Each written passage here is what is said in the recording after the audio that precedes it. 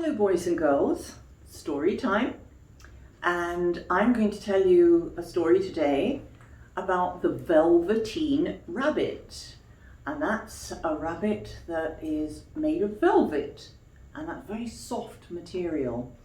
And talking about softness, I've got our cat Fixie to sit next to me and help me tell the story. So, are you ready for a Velveteen rabbit? Here we go. Are you sitting comfortably? Then I'll begin. Look, said the boy, there's a Velveteen rabbit in my Christmas stocking. And so there was. The toy rabbit had a soft brown coat. He had thread whiskers and long ears lined with pink satin. Can you see the pink inside his ears? The boy loved this new toy and played with him. But after a few hours, everyone sat down to a big dinner and the Velveteen rabbit was completely forgotten. Oh dear, he looks very sad, doesn't he? Into the toy cupboard you go, said Nana, the boy's governess. That's like a teacher in the house, as she scooped up the Velveteen rabbit and carried him to the nursery. She plopped him down next to an old leather horse, and there the rabbit stayed with all the other forgotten toys. Most of the toys in the nursery paid no attention to the shy little rabbit. Can you see them in the picture? They don't look very nice and very friendly, those toys, do they? I hope you always behave nicely towards anybody who's new. Only the wise leather horse was kind to him and told him all about the wonderful world of toys. Shall I tell you about becoming real? The leather horse asked one evening. When the rabbit nodded, the horse began, if a child really loves you for a long, long time, then you become real.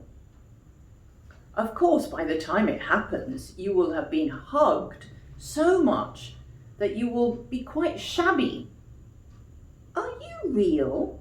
Asked the Velveteen rabbit.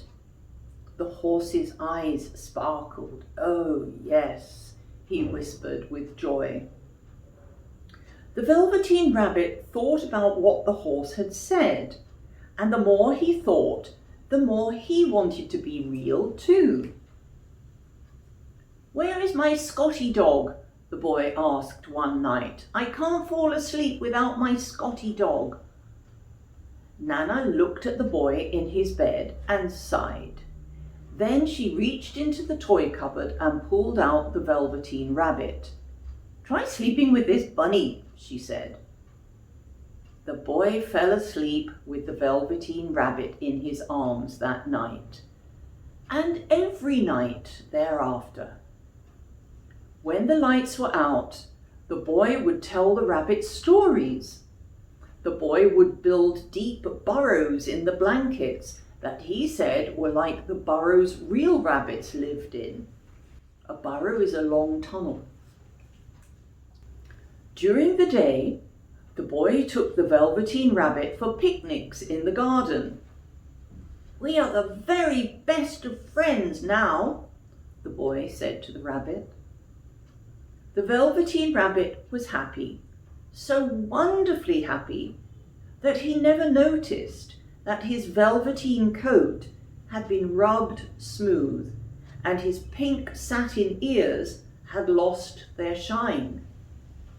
He had become quite shabby from all the boys' hugs and kisses. One spring evening, Nana called the boy into the house for an early supper. The Velveteen rabbit was left behind in the garden until long after sunset. When Nana and the boy finally came to get him, Nana was a little cross. Imagine making such a fuss over a toy, she said. He's not a toy, the boy answered. He's real. The rabbit felt his heart fill with love. What the old leather horse had told him was true. He was real at last. One day the Velveteen Rabbit sat quietly in the woods. The boy had gone to pick wild flowers. The rabbit was enjoying the sun when he noticed two furry creatures nearby. They appeared to be rabbits too, but their seams didn't show. There's a line up the rabbit's tummy where the two parts of the material are sewn together, and that's called a seam. And what was even stranger, they moved by themselves and changed shape as they hopped around. These furry rabbits suddenly hopped up to the Velveteen Rabbit, sniffing him with their quivering noses. "He doesn't smell right," they exclaimed. "He isn't a real rabbit like us." "I am real," cried the toy rabbit. "The boy says so." But the furry rabbits didn't listen. They leapt into the air and hopped away. The Velveteen Rabbit watched them. Oh, how he wished he could hop and leap the way they did. One night, the boy fell ill. His fever climbed so high that the Velveteen Rabbit, nestled in the boy's arms, could feel the burning heat. For many days and nights, doctors and nurses came to take care of the boy. The rabbit hid from view under the bed sheets so no one would take him away. He knew the boy needed him more than ever. Finally, one afternoon, the boy was well enough to be carried onto the porch to enjoy the fresh air. "Now," said the doctor, "we must clean the nursery. All the toys must be burned. They are covered with germs." Look at the poor Velveteen Rabbit looking very miserable. Nana collected the boy's playthings, including the Velveteen Rabbit, and placed them in a large bag. She carried them out to the garden so that the gardener would burn them the next day. As the sun set, the Velveteen Rabbit poked his small head out of the bag and looked around. The garden reminded him of all the happy times he and the boy had shared. He thought of how much he loved the boy and how much the boy loved him. And now it would end. A real tear trickled down his shabby little nose and fell to the ground. Oh dear, poor rabbit. Ping! Suddenly, from that spot on the ground, sprang a lovely fairy who gathered the rabbit up in her arms. "I am the toy fairy," she said, kissing him gently. "When well-loved toys are not needed by their children anymore, I make them real. Before, you were real only to the boy. Now you will be real to everyone."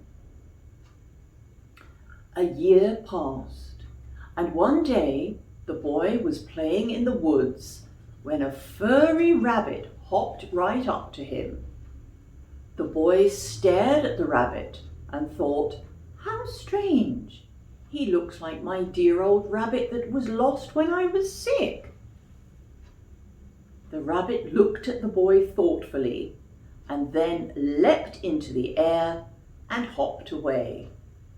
The boy never knew that it really was his own rabbit, the Velveteen Rabbit that he had helped become real. End of story. I hope you liked that. See you next week. And from Fixie and me, bye-bye.